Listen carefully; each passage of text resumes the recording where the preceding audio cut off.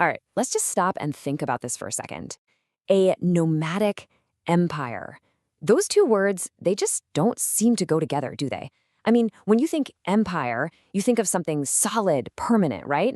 And nomad, that's all about movement, about being on the go. But believe it or not, back in the 13th century, one group didn't just make it work. They used it to build something that would change the world forever. And this slide really lays it out, doesn't it? On the left, you've got nomad, wanderers, constant motion, living in tribes, everything is fluid. And then on the right, empire. Think administrators, massive bureaucracies, buildings, structure. It's the total opposite. It's static. So the big question is, how on earth do you mash those two things together? So this is the starting point, the Mongolian steppe. I mean, just look at it. It's vast, it's windswept, beautiful for sure, but also incredibly harsh. We're talking brutal winters, endless rolling plains, and scattered tribes that were constantly fighting each other. It looks almost empty, right? But from this very place came this, the Mongol Empire. Seriously, look at that map. It's the largest single land empire in all of human history. It stretches from the Pacific all the way to Central Europe. We're talking bigger than the Roman Empire, bigger than Alexander the Great's conquest, by a lot. They literally connected east and west like no one had ever done before. Which brings us to the million-dollar question. How? How did a scattered group of nomads, people with no big cities, not even a written language at the start, how did they pull off the single biggest land grab in history? It almost seems impossible. Well, that's exactly what we're going to figure out. Okay, so to really get the Mongols, you have to get where they came from. And let me tell you, it was not a peaceful, idyllic place. It was a world forged in fire, a crucible of nonstop conflict.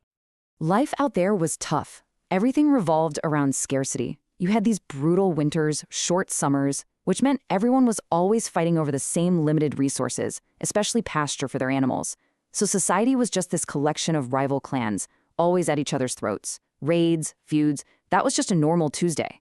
People had tried to unite the tribes before, but it never stuck.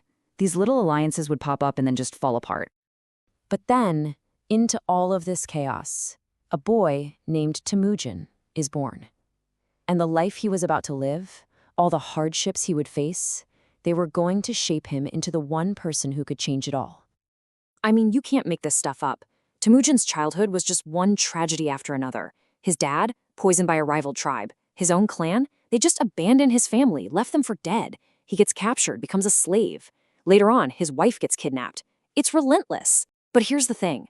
Every single one of these terrible events forced him to look for help beyond his family, to make alliances with outsiders, and to completely rethink how his world worked. And this is it. This is his big revolutionary idea. See, in his world, everything, and I mean everything, was about who you were related to. It was all about kinship, your clan. But that's exactly what kept everyone fighting. So Temujin flips the script. He says no, loyalty and skill, that's what matters.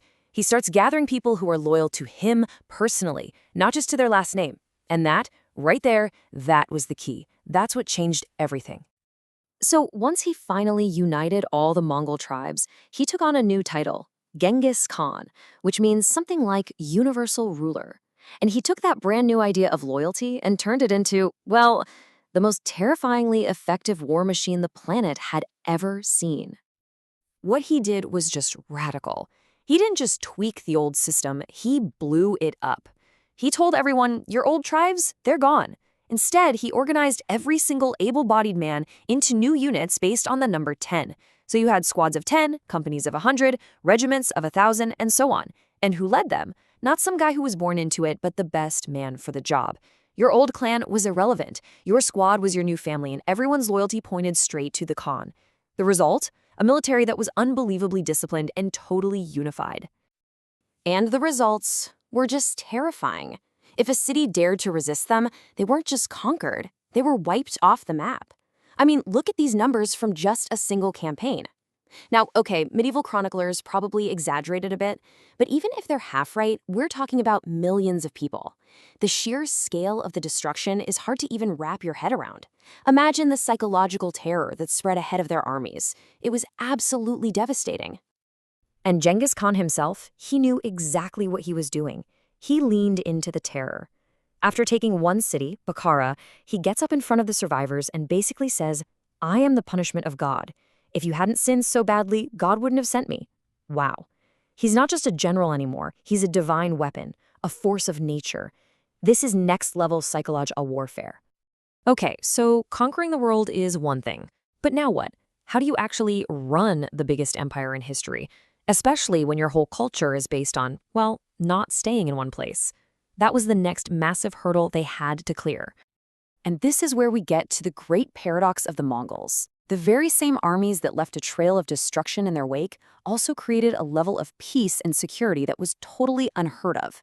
They basically took over the entire Silk Road and made it safe. All those bandits and local warlords that made travel a nightmare, gone. Historians have a name for this, the Pax Mongolica, the Mongol peace, and it was a game changer. For the first time in history, you could be a merchant and travel all the way from Italy to China, and you'd be safe. You'd carry this little tablet, a paisa, which was like a Mongol passport, and it guaranteed your safety. You can just imagine what that did for trade. Goods, ideas, technology, everything started flowing across the continents like never before.